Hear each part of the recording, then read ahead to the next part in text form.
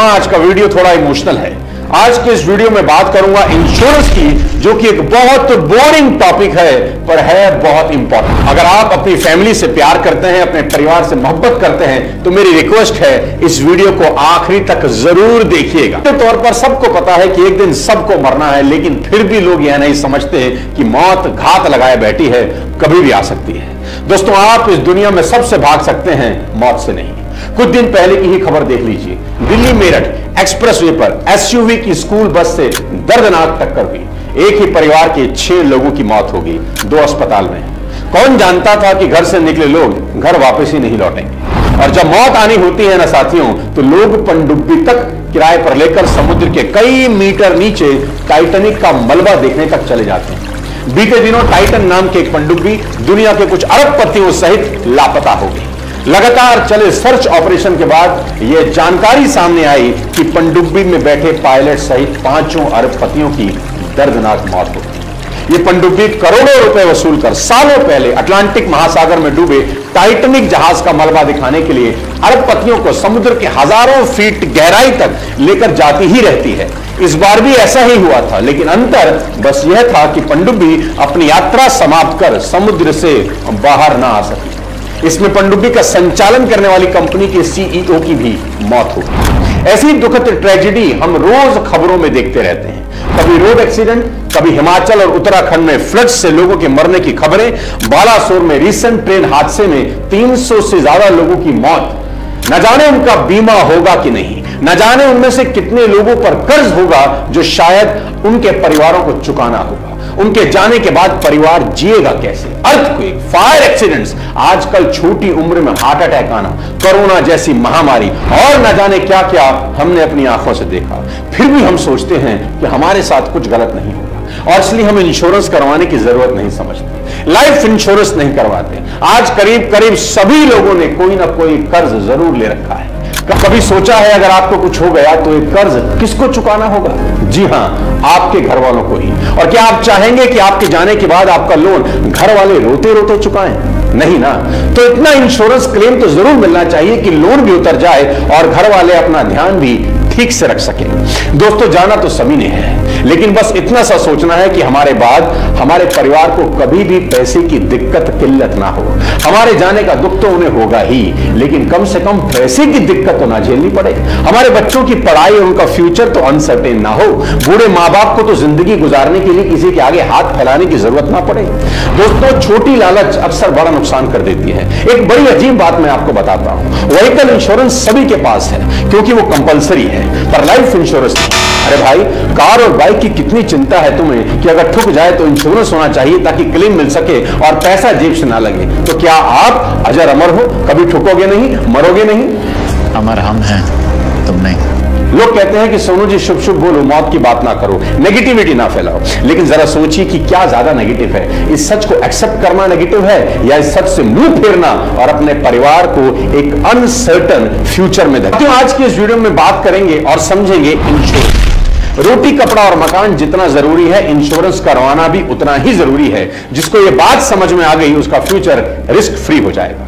और दोस्तों, इंश्योरेंस का कंसेप्ट आज का नहीं, सदियों पुराना है। इससे पहले बी क्लियर कि आपको इंश्योरेंस लेना है या इन्वेस्टमेंट करनी है। आई रिपीट, इंश्योरेंस लेने से पहले क्लियर हो जाएं अपने दिमाग में कि आपको इंश्योरेंस लेना है एक्चुअली या इन्वेस्टमेंट करनी है। अधिकतर लोग इंश्योरेंस भी इन्वेस्टमेंट समझकर कर लेते हैं। इंश्योरेंस होती है आपका फ्यूचर रिस्क फ्री करने के लिए और इन्वेस्टमेंट होती है प्रॉफिट कमाने के लिए। दोनों में बुनियादी भेद है। तो जब भी पैसा लगाएं, बेहद सोच समझकर लगाएं।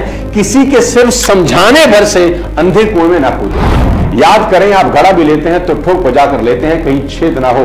ऐसे ही अपने खून पसीने की कमाई किसी के कहने से कहीं भी लगा देना ठीक नहीं है। विश्वास तो करें, अंधविश्वास ना करें। आप जहां से भी इंश्योरेंस ले रहे हैं, एक बार उनकी क्लेम सेटलमेंट की परफॉर्मेंस जरूर चेक कर लें कि जिस कंपनी की आप पॉलिसी ले रहे हैं उनकी क्लेम सेटलमेंट रेशियो क्या है। इंश्योरेंस क्लेम कोई खुशी में तो लेता नहीं।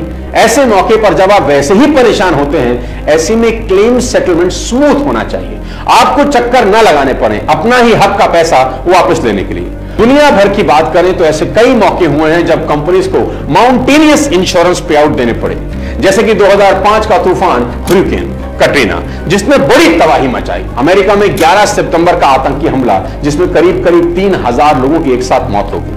लेकिन सबसे बड़ा पे आउट हुआ 2008 के अमेरिकन फाइनेंशियल क्राइसिस के समय। उस समय कुल 21 ट्रिलियन डॉलर के इंश्योरेंस पे आउट्स हुए। अगर हम इंडिविजुअल लाइफ इंश्योरेंस की बात करें तो गिनीज वर्ल्ड रिकॉर्ड होल्डर है 201 मिलियन डॉलर की इंश्योरेंस पॉलिसी। इसे सेल किसने किया?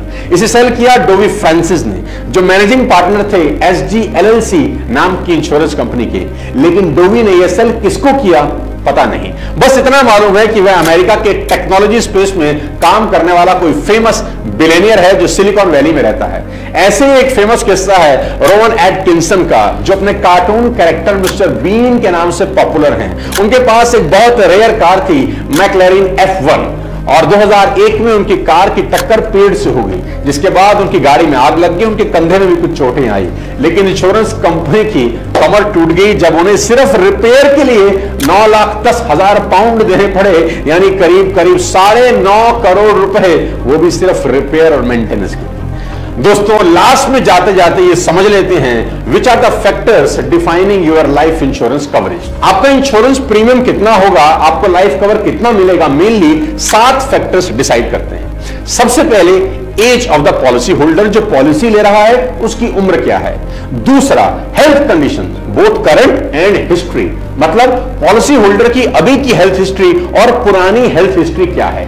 तीसरा, उसका ऑक्यूपेशन क्या है, वो करता क्या है। चौथा, स्मोकिंग एंड ड्रिंकिंग हैबिट्स। पांचवा, किस तरह की पॉलिसी लेना चाहता है। छठा, इस व्यक्ति की क्लेम हिस्ट्री क्या है, यह भी चेक किया जाता है। और सातवां, लोकेशन, मतलब रहने का स्थान, वो रहता कहां है। दोस्तों, पॉलिसी लेते वक्त ये 7 के 7 फैक्टर बहुत इंपॉर्टेंट रोल प्ले करते हैं।